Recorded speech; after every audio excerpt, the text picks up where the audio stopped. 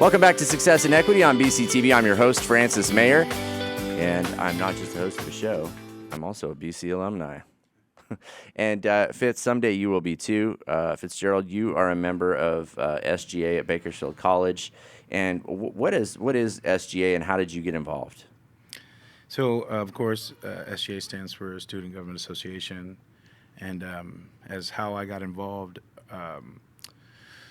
let's see. So, I'd say last fall, early, end of summer, there was some issues going on campus, and students were getting involved, getting more informed. And I got connected with a couple of the members of SGA who were on a platform about changing or advancing the climate on campus to be more inclusive and more positive and supportive for the students' behalf. And so that meant engaging the faculty and the students in different venues or different areas so that they could break down the barrier of communication between the two. So there was a lot of different initiatives being brought to the campus, and I happened to be in AMP, which is the African American Mentoring Program. And so by being in that organization, it put me in a position to have a platform to be an ambassador for students already. So it was just kind of an easy transition once a couple of members from SGA approached me with that opportunity of being a senator. And so that would have been the end of summer of 2015. And then once they told me the process to go through, I did it. And then once I became a senator, I knew some things, but not a lot. But what was interesting is that the more I learned, the more empowering it became for me. The process made me more independent and stronger thinker because of you have to repeat certain processes multiple times, and so you get confident in them, and so you learn how your words go from idea, discussion, to actual implementation, and then impact and change. And so once I learned that process and understood that how your idea can literally become tangible, literal policy or law, I got intrigued. And it's very intriguing. Right. All of us have someone in our life who is like an armchair quarterback of life, and he's like, if I was king of the world, right. And there it stops, and they go to the fridge and get another beer or whatever and continue the rant. Right. But what an educated person does is they follow those steps that you said, whether it involves having petitions signed or right. lobbying a certain person of influence. Right. It starts with an idea, but that's just the beginning. The beginning. And then you go through the hoops of life right. To get policy enacted or get something changed. You and Janelle today have both talked about essentially bridge building on our campus, and I want to talk about that for just a minute. Our campus is huge. Correct. I mean, it's like a small town. Correct. And, we have close to 20,000 students. We have, hundreds of staffers and faculty and administrators. And keeping all those folks on the same page can be pretty tough because, just looking at campus, right, we have athletics. There's 20 sports teams. Right. There's dozens of coaches, 500 athletes in dozens season. Faculty, staff. Huge right. facility. Correct. Okay, then you have allied health. You have our awesome nursing program. That is an awesome nursing program. I actually just visited the other day when we were doing, because I also work in health and wellness. Okay. On Bakersfield College campus. Yeah. And we went in there the other day to do IDs, and I was looking around and literally got more interested because the stuff that was in there was just wow, we offer the students really hands-on, almost identical medical tools and equipment that they use today. You went into the lab, 10 years. huh? Right. It looks like you walked into literally a hospital. An ER, correct. Yeah, you would think that you were, if Correct. somebody blindfolded you, you'd be like, what, is this mercy? Right. Really? And then same goes for the Performing Arts Center. Right. We have these standalone institutions within BC to where if BC, you were an allied health student, maybe you'd never even set foot in the gym. Right. Or have a reason to go check out the Performing Arts Center. But Or know that there's a group within that's been formed connected to the SGA that represents you. Yeah. some organization that you could be a part of to get better connections and networking within the not only Bakersfield campus but outside of that campus. I mean, that's the other thing, which SGA gets involved in when we have our ICC meetings on Friday at 11 a.m. These specific groups meet and discuss different issues that they're concerned about or that they're interested in on the campus. So when you bring up having these different departments because the campus is huge, and having these different departments, this is their opportunity to have a representative that meets to get engaged on the activities. But we also have the academic senate, or the faculty academic senate, where department chairs and heads come and they meet every 2 weeks as well to discuss things that are going on the campus. So, yeah, the SGA is an integral part, a part of that dynamic that you were just discussing, and we communicate a lot of things to the students, whereas they wouldn't be aware. But that's where we're trying to get more students engaged as well and become elected members of the SGA, and that way they can understand that process of your idea transferring into an actual policy or something you can implement on the campus that can benefit students to come. And you have a great advisor. Oh, yeah. Dr. Damania is an incredible guy. We're lucky to have him at BC. I'd agree. Quite frankly. All right. And he's a guy who he travels all over the world. He does all Right. kinds of interesting things. He's very Yes. open-minded. Right. And he's one of the most encouraging, nurturing people that I've come across on campus. And I really think like the makeup of SGA is kind of a reflection of that. Anybody should feel like they could get involved in some way. Correct. And I know that we have an election coming up, don't we? We do. Actually this month. You can get signed up, attend some workshops so that you can know the process and understand the responsibilities required of you when you take on these positions, as well as learning what to do and what not to do during the elections that could disqualify you. It's important that you stay within the guidelines because at this point we are trying to recruit people that will represent the student body in an upstanding fashion that will be completely driven to their voices. I mean, because that's really what it's all about.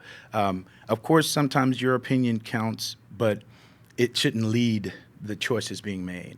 And I think that it's real easy for you to get more bias as you learn the process, because you know that when you take everyone's ideal or information into consideration, it's a longer process, but it's a pure process. And then everyone's collective voices are heard. Whereas if you just say, look, I understand where you're coming from. I think this is what's best. Because many people have used that term, I think this is what's best. But best from your perspective is just best from your perspective.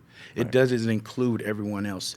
I think this is best. Right. So we have to be careful when it comes to that. And sometimes as students, we may not know the complete and thorough process, which is why we have advisors, like you said, Dr. Damania, who is ours in SGA, to guide us and give us clear understanding of those methods, procedures, and protocols so that we're not in violation. And so that practice becomes a good practice, and that investment of time and that teaching and instruction isn't in vain, because what you don't want to do is you don't want to bring the next generation or the next group of people in under the guise of my best or the best for. Right. Okay, so you want to make sure that they understand this is the consideration, this is how constituents will vary, and this is how you handle these certain situations. But overall, it can't be just your voice. It has to be those people you're representing. The will of the people. Exactly. And the key word there is represent. Exactly. You're not, becoming Lord of a fiefdom. No. You are representing the students, and you want to do the best by them. Fitz, what was the election process like for you? Was it? Did you have to go out and campaign? Did you have to? Well, actually, I actually got an opportunity to. What they have is that once the election season is over, if there's any open seats, president has an opportunity to state that he has a candidate or a person he'd like to appoint. And you go before, you do your letter of intent, you do your profile, your resume your background, why are you interested, what could you bring to the table, what is it, what are your goals, what do you hope to accomplish while being a part of, and then you submit all of those things, you wait for a response, because then you have to be considered. And then once you're considered, then you go to a meeting, they do a read through, they find out who you are, And then there's two choices. If they have reservations, they can make you wait a while and then do some background and then make sure that they're getting a candidate that they think will represent the people. Or if they know your work, understand where you are and what you could bring to the table, they could come to the common consensus of this is a person that we need to fast track and immediately get them in a position to implement, their ideas. So if they feel that way, then they're so moved, then they vote. And once that vote occurs, you take an oath and you stand in front of the flag, the California and the American flag. You accept that position and say you'll defend it loyally, honestly, and respectfully to the ideals and minds of the people and not yours. And you step in and you get busy. And that's it. You get busy, and some positions actually get paid, right? Well, actually, the executive positions do get paid of SGA. However, senator positions are volunteer. But you're talking about president, vice president, Vice president. The executive, the secretary does, the executive legislator, the executive parliament activities, I apologize. No, don't worry about the it. groups, we have also for the ICC, the executive orgs. Yeah. They also get paid. And then as well as OCL, which are the office student life employees who do like promotions, graphics, Yeah. and the office members, of course. And But- we would never, ever suggest that anybody make a decision based on money alone. However, that is one of the benefits that come with it. But has this impacted how you understand like national politics? Greatly, but I have to disagree with you. I would definitely encourage you to get engaged with something that pays you as a student that will benefit you, as you learn. Oh, yes, because yes. In other instances, we do internship, and those are the times you get the opportunity to give without a compensation. And let me So- clarify, Fitz. I just don't want somebody to say, "What? You can get paid for being on student Right, government," right. and not realize that it's a lot of work. It is a lot of work. There's a lot of time. There's a lot of but you're time. going to get a huge return on investment. Exactly. Because you've learned a lot, and you were saying that it has impacted your Correct. understanding of. Correct. And so, any time you, it's considered practice because you're practicing, a known process used by many committees and government standing organizations. So you're learning this, and this applies not only on the campus but in White House proceedings and so forth and so on. So you're learning a practice. The benefit that I see that most for me was that you become disciplined in it, you understand it, and that carries over into your life. And then you can use that same structure and kind of those guidelines and those tools in your life, which can lead you to having a more consistent interaction with certain organizations, certain people, Sure. and then they gain this understanding of, okay, this person is, they understand it. They know what it takes to keep it afloat, and we can invest in them and see where we can put them to where they could benefit others. This is a reasonable person Exactly. who understands the process. Exactly. Right. And it's funny when you hear people getting hysterical over some of the national politics right now, over certain candidates, and they think that if candidate X, who has bad hair, gets elected, that all of a sudden we're going to be a fascist dictatorship. But the fact is, there's balance in our government. There's a legislative branch and a judicial branch. That It's prevents. not. One single person cannot tip over the entire apple cart. Right. If that would so, we'd have a different story about our president, Barack Obama. That's So, correct. Yeah, you cannot blame one man alone for Right. the fate of a nation or all of its successes either. It's definitely a team operation. But Fitz, when is the deadline for folks to submit their intent to run for office? Actually, I think it's the 15th of March. it may be the 15th of March. But it's coming up, so you need to Right, get your stuff immediately. situated. Yeah, it's something you should definitely do this week. And in Campus Center, right there across from the cafeteria, is the SGA offices. And the ladies in the front office are really nice. There's a candy dish there, and maybe you'll be there sometimes. And they give away free bread. Right. That's through Panera. That's actually through our pantry, Renegade Pantry. Renegade Pantry, which is also it's a part of the Student Life Office, where we offer students.